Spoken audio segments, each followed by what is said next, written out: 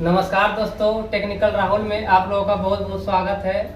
आज हम लोग जानेंगे सेमी ऑटोमेटिक वॉशिंग मशीन का जितना इलेक्ट्रिक भाग का कनेक्शन होता है उसके बारे में आज हम लोग जानेंगे इस वीडियो में। तो यहाँ पे देखिए दोस्तों, सबका हम डायग्राम हम बना लिए हैं। कुछ डिफरेंस हो सकता है, जैसे मोटर इस टाइप का रहता है, लेकिन मोटर का जो सिस्टम रहेगा, जो कनेक्शन रहेगा, सेम रहेगा। अगर इस वीडियो को देखिएगा दोस्तों, एकदम विस्तार से समझिएगा, एक पॉइंट हम आपको बताएंगे। तो यहाँ पे सबसे पहले दोस्तों, यहाँ पे हम लोग नाम जान लेते हैं कि सबसे पहले यहाँ पे एक साइड स्पिन साइड होता रहता है दोस्तों, और दूसरा साइड रहता है वॉश साइड, जो कि कपड़ा खिंचाता है। तो सेमी ऑटोमेटिक में मतलब सेमी रहता है, दो भाग में बटा हुआ रहता है, उसको सेमी ऑटोमेटिक वॉशिंग मशीन बोलते हैं। फुल्ली ऑटोमेटिक एक ही सिस्टम में सारा काम होता है, उसको फुल्ली। तो पहले यहाँ पे सेमी ऑटोमेटिक के बारे में कनेक्शन हम लोग जानते हैं। तो इतना वायर में आप लोग कलर कोई भी हो सकता है दोस्तों, लेकिन काम एक रहेगा। चेक करने के लिए जान जाइएगा तो काम आपका हो जाएगा, काम आपका एक ही रहेगा। तो सबसे पहले यहाँ पे स्पिन टाइमर है दोस्तों। यहाँ देखिए स्पिन टाइमर है। स्पिन टाइमर मतलब इसको जब हम घुमाएंगे तो इसमें कंटिन्यूटी आना चाहिए। फिर इसको ऑफ कर देंगे। इसको जब घुमाएंगे तो किरकिर किरकिर टाइप के कुछ इससे आवाज आएगा, और उसके बाद यहाँ पे कंटिन्यूटी मीटर से चेक कीजिए, या तो फिर सीरीज बल्ब से चेक कीजिए। सीरीज बल्ब लगाइएगा चालू स्थिति में तो सीरीज बल्ब जलना चाहिए।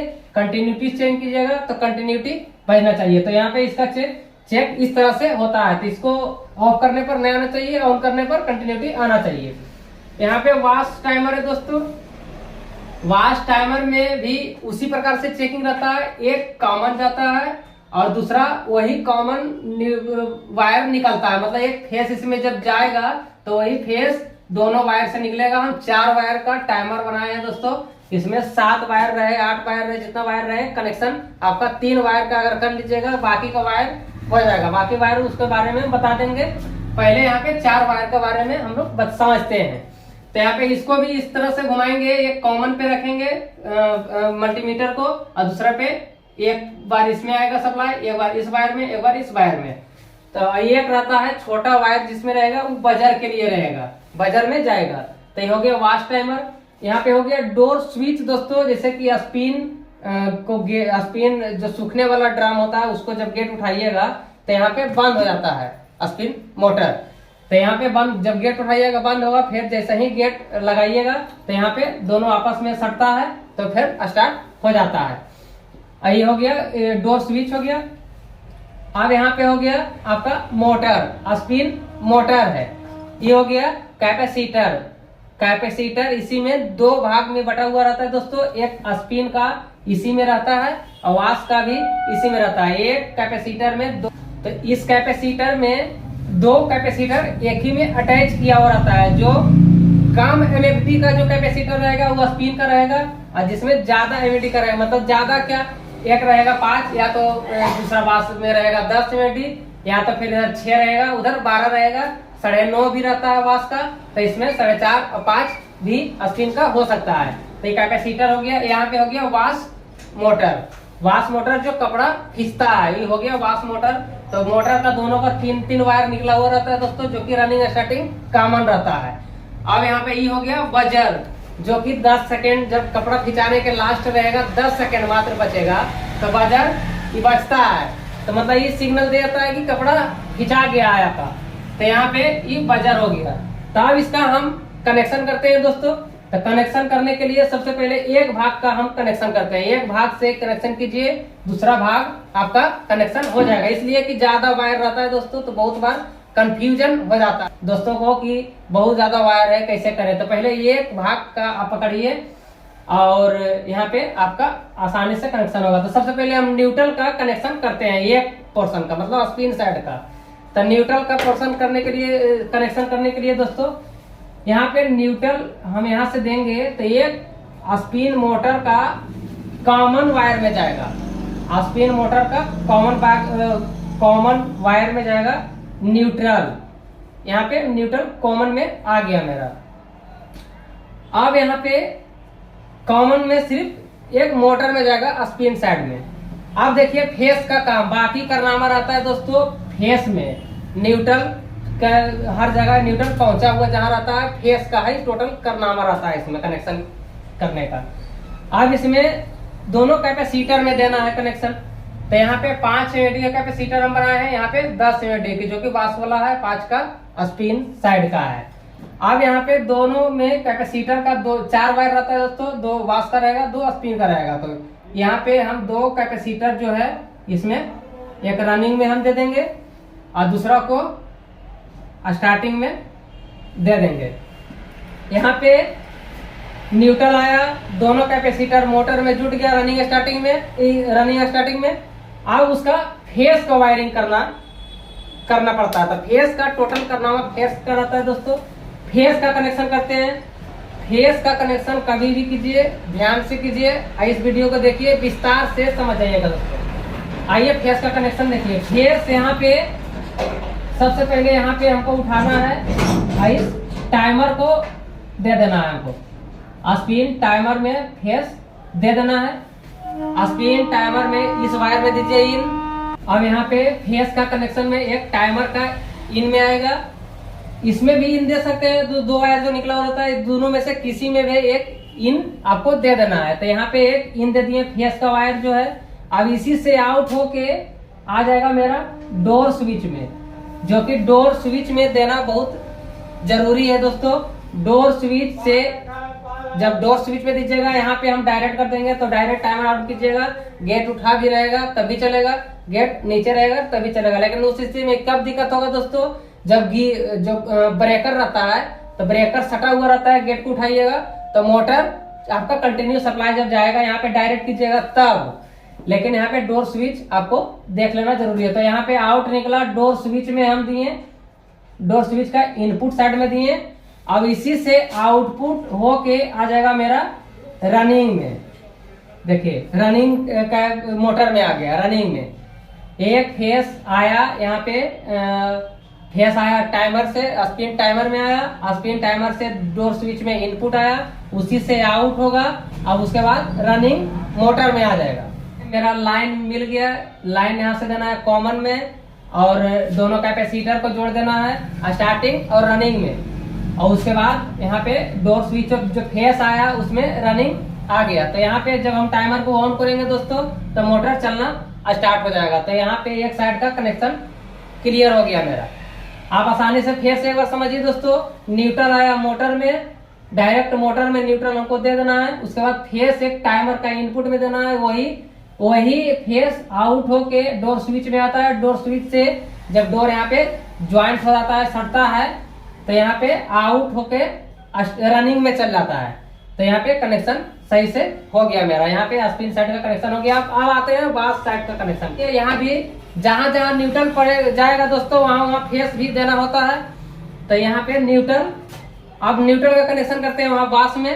तो यहाँ पे न्यूट्रल एक वायर यहाँ से उठा के हमको मोटर का, वास मोटर का कॉमन वायर में दे देना है। एक न्यूट्रल आ गया वास मोटर का कॉमन वायर में। अब इसमें यहाँ पे ही न्यूट्रल हमको चाहिए बजर में दोस्तों, जो कि बजर लाइन न्यूट्रल दोनों से चलता है, तब इसमें बजर रहता है। एक मैग्नेट कॉइल रहता है इसमें, वही बजता है। तो यहाँ पे भी हम एक न्यूट्रल हमको दे देना है। न्यूट्रल कहाँ गया, एक स्पिन मोटर, एक वास मोटर, एक बजर में न्यूट्रल चल गया। अब उसके बाद इसमें कैपेसिटर का कनेक्शन करते हैं। कैपेसिटर का कनेक्शन करने के लिए यहाँ पे जो कैपेसिटर बाकी का जो बचा, 10 एमएडी का जो बचा, उसमें हम मोटर में दे दिए। यहाँ से एकदम आसानी से समझ जाइए। रनिंग स्टार्टिंग का कैपेसिटर हम जोड़ दिए हैं। अब आते हैं फेस का कनेक्शन करते हैं। फेस इसमें जो वास टाइमर में फेस देना है दोस्तों। तो फेस देने के लिए सिर्फ इसमें फेस जाता है, लाइन न्यूट्रल इसमें नहीं जाता है। लाइन न्यूट्रल जैसे ही दीजिएगा आपका ही टाइमर मतलब शॉर्ट कर जाएगा ये टाइमर। तो यहाँ पे हम फेस का कनेक्शन करते हैं। तो फेस भी वैसा ही, जैसे 4 वायर का दोस्तों, तो इसमें एक कॉमन रहता है और 2 वायर रहता है जो कि रनिंग स्टार्टिंग में आएगा। जो एक क्लॉकवाइज मतलब सीधा चलेगा, फिर उल्टा चलेगा, सीधा चलेगा, उल्टा चलेगा। तो इसका फेस भी यहाँ से हम यहीं से हम वायर जोड़ लेंगे। यहाँ से वायर हम जोड़े, यहाँ पे फेस हम इनपुट एक वायर को हम बना दिए हैं। फेस यहाँ पे देखिए, समझ जाइएगा पूरा। यहाँ से जब फेस आया तो फेस हमको इनपुट में दे देना है। वॉश टाइमर में। वॉश टाइमर का इनपुट एक साइड में चल गया। उसके बाद यहाँ पे जब आ गया तो बाकी यहाँ पे वॉश टाइमर का इनपुट में हम लाइन दे दिए हैं। अब इस वायर को, 2 वायर जो बचा इसको चेक भी करेंगे दोस्तों।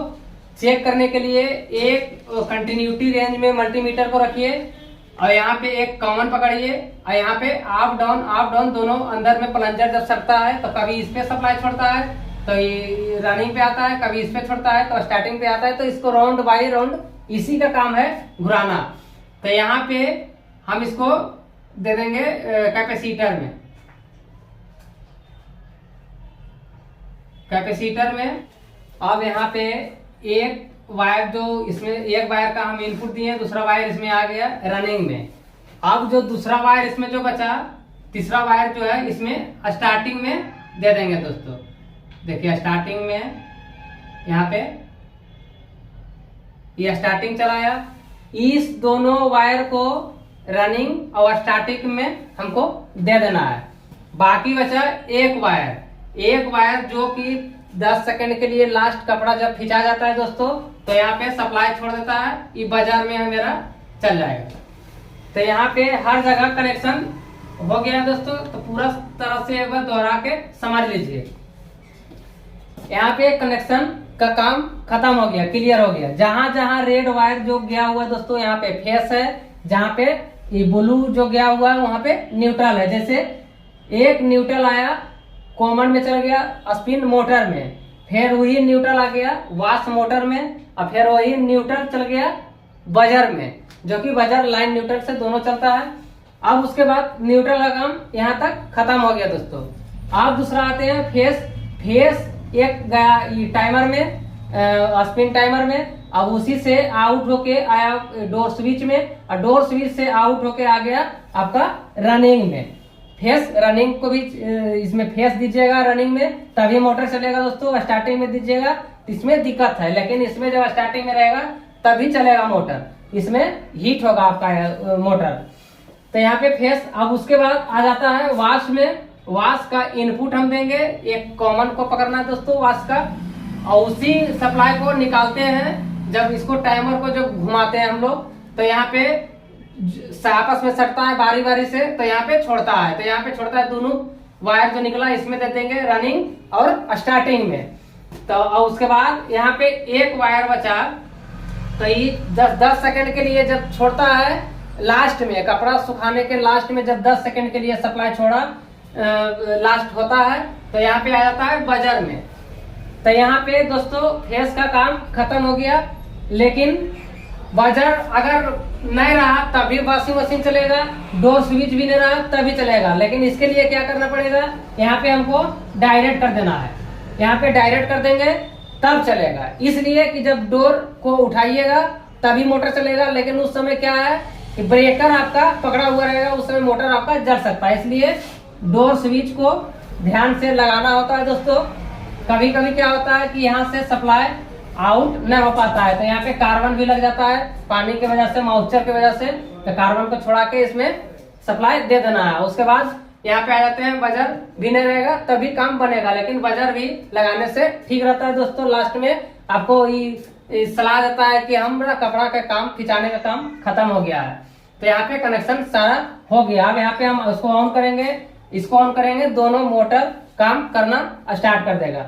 लेकिन एक कनेक्शन और थोड़ा सा समझ लीजिएगा दोस्तों, आप स्क्रीन शॉट भी लेना है तो ले लीजिए। आप दूसरा ऑप्शन बताते हैं दोस्तों, दूसरा जो कनेक्शन किया हुआ रहता है तो किस तरह से किया हुआ रहता है इसके बारे में भी हम लोग जानते हैं। तो यहाँ पे दूसरा कनेक्शन न्यूट्रल तो जैसे है सेम रहेगा दोस्तों, फेस का दूसरा कनेक्शन हो सकता है। तो दूसरा कनेक्शन कैसे करते हैं, जैसे यहाँ पे हम इसको इस टाइमर को इनपुट जो दे रहे हैं सप्लाई, हम यहाँ पे डायरेक्ट हम डोर स्विच को हम दे सकते हैं। डोर स्विच जो रहता है स्पिन का जो रहता है, यहाँ पे डायरेक्ट सप्लाई डोर स्विच के पास यहाँ पे हम दे सकते हैं। इस तरह से भी कनेक्शन किया हुआ रहता है।